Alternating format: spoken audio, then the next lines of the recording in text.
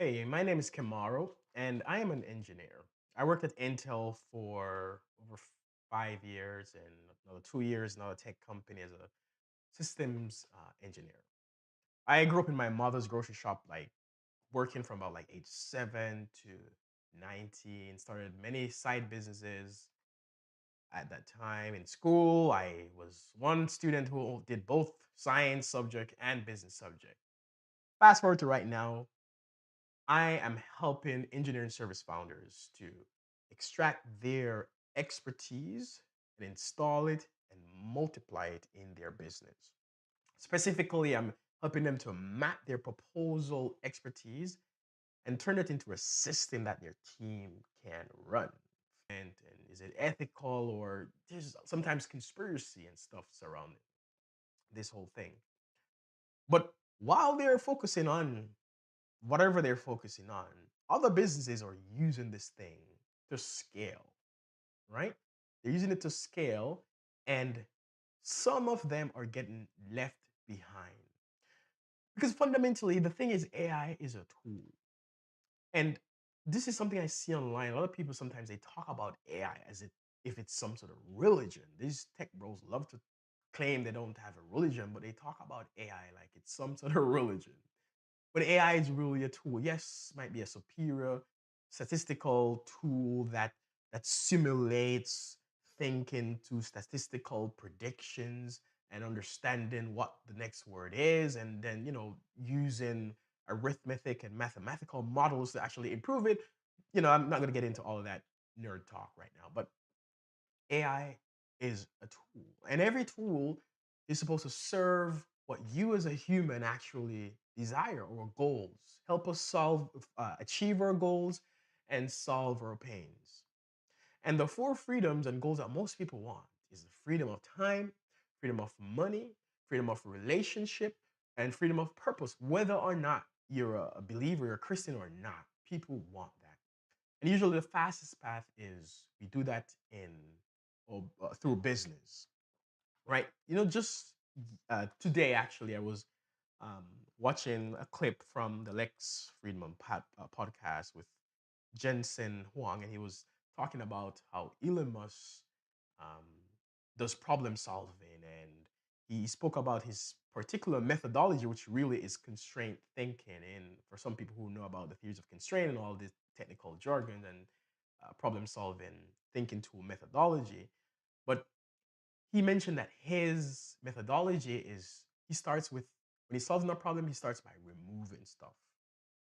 Most of us have been trained to think that we need to add stuff when we're solving a problem. We add, oh, okay, well, I'm the bottleneck in my business. Because the thing is, a lot of business owners, they're wearing several hats. They're literally like seven experts in one head. That's probably the fundamental structural problem that a lot of businesses have that creates a lot of pain and issue, which I'll share with you. One of my clients that I'm working with right now, he literally just yesterday said something to me that was heartbreaking. I'll come to that. But Elon Musk, back to him. He removes problem. Most of us have been trained to think, removes things when he's trying to solve a problem. Most of us have been trained to think we add stuff when we want to solve a problem.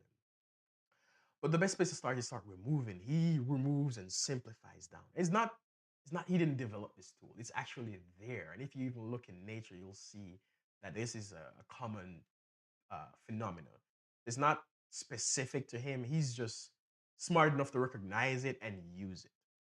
Right. So linking this to business owners, a lot of us sometimes we say we're the bottleneck and we're like seven experts in one head. The first thing we say, oh, I need to hire, or or that's what the world has told us, that's the solution. We always need to hire, or we always need to add more training or whatever it is to actually solve our problem. But not every tool or new process and all this stuff actually solves the problem, right? It sometimes even creates more reason for the expert founder to become more of a bottleneck. But there's one thing that they have a lot of people have not really fully tried and utilized the best that they can. How can they extract their best judgment and decision logic and thinking and then put that into a system that their team can actually run? Even better yet, in this current era where AI is supposed to be based on predictive, is a predictive technology that helps to predict the next word and simulate thinking. It's been trained on so many different things, but extract their judgment, their decision logic, and expertise and put it in a format so that it could be multiplied with AI, right? That way you keep being who you are, the expert person with your thinking, your quality, your standard. And you just allow AI to multiply that in your business and produce real outputs, not just to use it as a chat box, but to produce outputs like proposals and risk assessments and actual documents that you would send to a client, right? So that's a part, and within that, people are not talking about what really needs to be done to achieve that. Because many people will tell you, oh, you just show it your SOPs and all these stuff, and but there's a lot of deeper things that lives beneath your SOP that's not usually captured in your SOPs, right? Like the things, the signals you look at, the principles behind why you make a decision and the action you take. Those things usually are left out of your client facing documents or sometimes your training documents. And so AI is perfect for this. People can capture this structured in a format. I have a format I call the CYDA that can be used and you structure your expert knowledge in that format. And then AI can help you to multiply that in your business. So you can see from this, AI is not your enemy if you are a Christian business owner. Actually, it is a tool that can multiply your standards and your quality. Again, everything we talk about needs to be linked back to the things that really matter: freedom of time, money, relationship, purpose, right? God gave you special gifts, a specific way of seeing problems that other people do not see. And that needs to be structured and put in a format that can be multiplied. Because in this current era, many people online are talking about that the only thing that will really remain as a differentiator in this world is taste, judgment, and your like unique experience that you bring to things. Very important. Let me get now to that founder I was talking to you that said something really heartbreaking this week. He's a Christian founder, um, has a business, a great business with good bones and foundation that can actually become something really good. Been in business for like 5 years. And just recently, we started having an engagement where I'm helping him to optimize his business, work on his systemizing his whole proposal workflow. But before I even did that, I just helped him to do an audit in his business. And from that audit and awareness, he recognized that for the last 5 years, his business health is not what it has really, he thought it was. When he worked out, literally, he's getting paid like, his take home pay for him is like $10 to $20 an hour.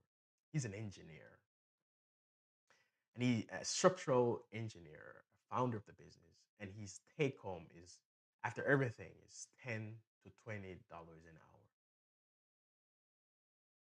When he said that, I could see the his face looked like like he was just looking into oblivion, or I could see the pain in his face, and I felt something in like cold inside my chest when he said that. I was like, "Ooh, wow, wow." And a lot of people probably are in that same state where they build a business, but it really is a business. A business is meant to fund freedom and multiplication, right?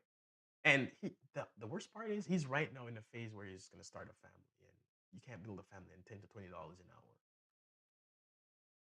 And so when he said that to me, it really just like, oh, this is why we need to have a system in his business So his judgment, his expertise is not trapped. No more trapped expertise. Or his expertise can live in a system and multiply, produce outputs the way he can, right? So that he can reduce a lot of the costs and scale the business without worrying about the fact that, oh, you'll probably need to find a way to hire, or you probably need to do more training, all these different things that just grinds at you. And he's already stretched really thin because he's already that expert playing 7 different roles in his business.